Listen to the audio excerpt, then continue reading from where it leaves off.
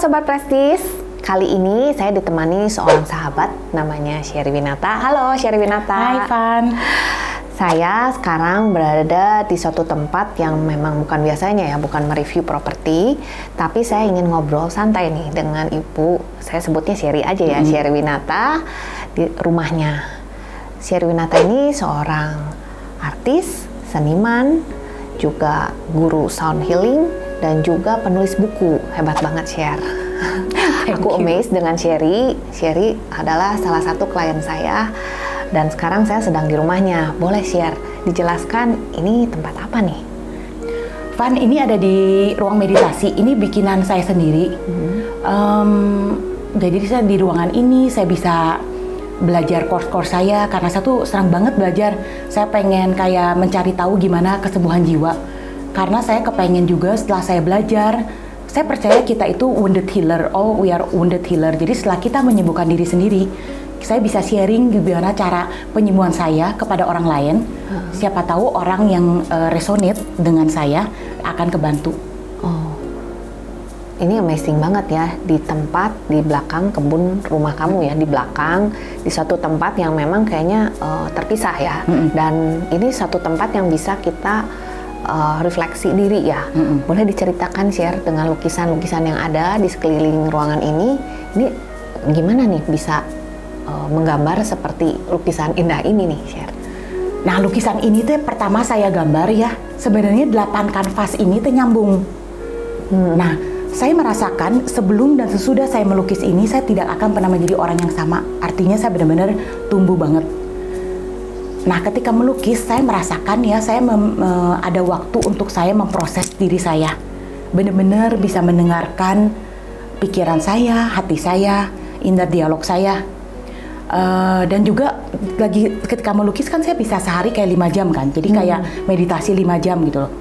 Kayak misalnya saya memproses rasa sedih, kesel, takut, sehingga sampai saya mengerti, oh ternyata kita bisa sedih, kesel kepada orang luar itu karena kita punya ekspektasi loh kepada orang luar. Yeah. Tapi sebenarnya kita kan gak punya kontrol terhadap mereka semua. Yang kita bisa benar-benar 100% kontrol cuma diri kita sendiri. Betul. Nah, bisa nggak Van misalnya saya ngasih ke kamu, ke orang lain yang sesuatu yang saya nggak punya? Nggak mungkin. Bisa ya share? Nah, ketika saya melukis Van, jadi saya punya waktu untuk mendengarkan diri saya sendiri. Mendengarkan itu benar-benar tanpa menghakimi pikiran saya atau perasaan saya atau menghakimi orang lain. Mendengar dengan bukan untuk cepat-cepat untuk di-cut atau dibantah, tapi benar-benar mendengar dari hati yang mau mengerti, menerima, dan peduli, dan memaafkan, dan cinta kasih. Oh, dari lawan bicara kadang-kadang kan kita suka judgement atau kita ada pemikiran nggak setuju ya dengan opinion dari lawan bicara kita ya. Nah, ketika saya punya itu di dalam, ketika saya bisa ngasih ke diri saya sendiri, jadi saya juga mulai bisa mendengarkan orang lain tanpa menghakimi mereka, tanpa memotong pembicaraan mereka, tanpa kayak mau ngasih solusi ke mereka gitu, tanpa menghakimi lah. Jadi kayaknya setelah itu, setelah kita bisa punya kayak mendengarkan diri sendiri, kita bisa mendengarkan orang lain, bukan berarti kan hubungan diri sendiri kita lebih bagus, dan hubungan dengan orang lain juga kita jadi lebih bagus. Oh, luar biasa ya, saya mendapatkan insight bagus nih Bu Sherry. Ini sesuatu hal yang baru buat saya, healing, sound healing ya. Di sini ada banyak gonggong. Boleh share diceritakan buat apa nih fungsinya gonggong ini? Nah, sound healing ini saya belajar ketika saya pergi ke Paris dan juga ke New York dengan guru Master Gong Don Conrex. Saya tuh orangnya seneng banget belajar, selalu pengen mencari gitu jawaban tentang kesembuhan jiwa. Karena saya merasa kita itu semua adalah wounded healer. Kita semua hidup pernah terluka. Kita semua pernah pengen didengar, pengen diakui, pengen dihargai sama orang lain. Tapi kan apa yang kita expect dari orang luar nggak selalu kita dapetin kayak seperti apa spesifik yang kita mau. Nah, dari situ kan kita mulai tertimbun kayak lapisan emosi-emosi, misalnya kayak takut, sedih, kesel, marah. Nah, di dalam pikiran kita tuh udahlah lupain aja gitu kan. Besok kita harus hidup lagi, kita pakai kayak semacam emas lagi, ditanya orang gimana kamu, baik gitu kan. Nah, kita nggak pernah sampai benar-benar menggali ke dalam, ngeproses apa sih yang sebenarnya di dalam.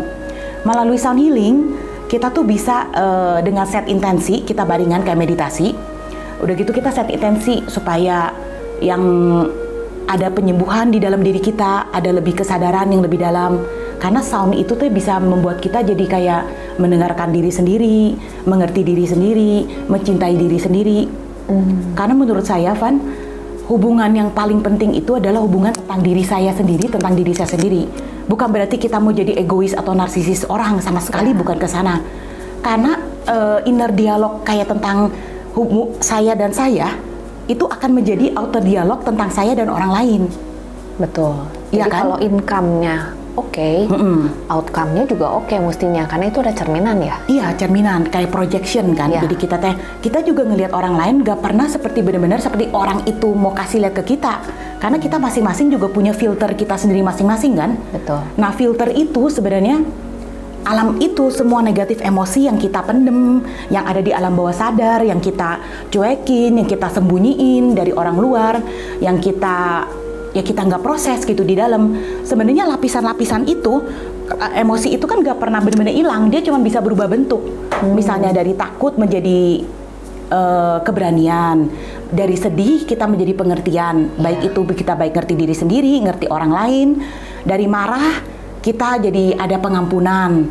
Nah, semua emosi itu harus diproses sehingga dia menjadi higher frekuensi kan, jadi kayak thousand ways of unconditional love.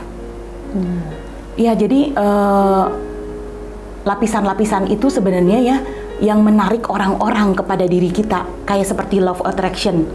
Nah, kayak misalnya, kenapa sih kita kayak kesel sama orang ini yang namanya A?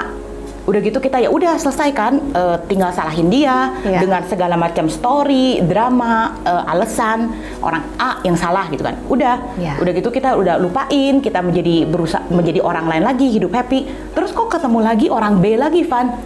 Seperti yang memang ceritanya beda, dramanya beda, di tempatnya beda, tapi yang sama itu adalah satu negatif emosi yang perlu kita sembuhin.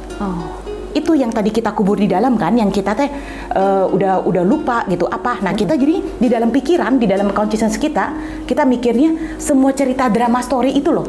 Si orang ini salah, storynya ini, saya begini, alasan gitu kan. Tapi sebenarnya yang menarik itu adalah yang si alam bawah sadar. Dimana itu setiap layer semua kayak semua negatif emosi ketumpuk yang belum kita proses. Kayak takut, marah, sedih, bahkan sampai ke masa kecil kita gitu kan.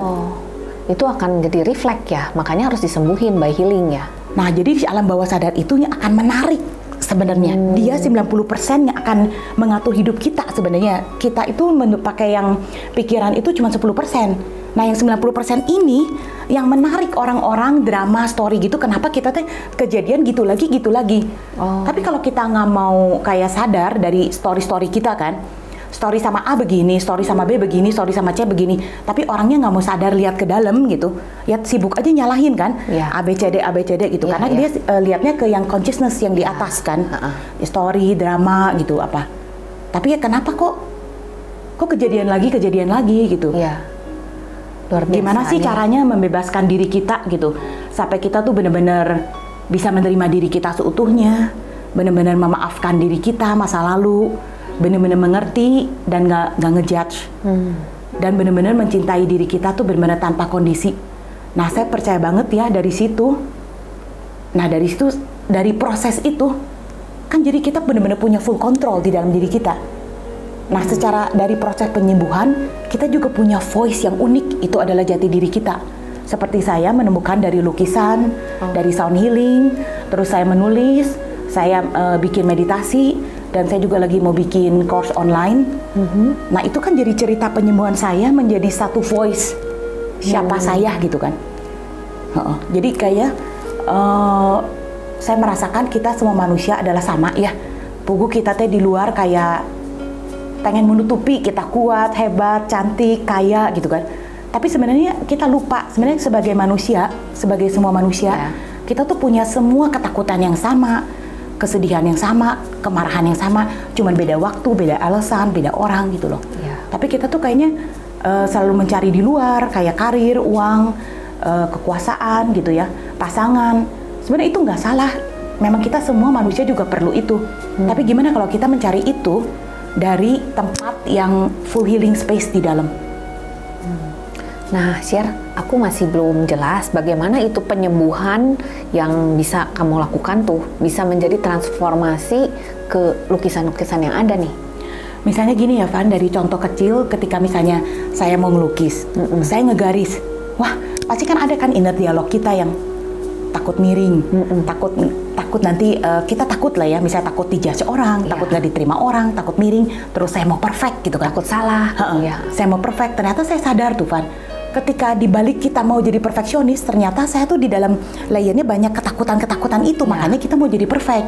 Nah, ketika melukis ini, saya bahkan pertama kan kita mikirnya mau perfect gitu, terus kita sadar, oh takut miring, udah gitu kita sadar lagi, oh takut nggak diterima orang, udah gitu kita sadar lagi, saya mau menerima diri saya apa adanya gitu, membebaskan jiwa saya.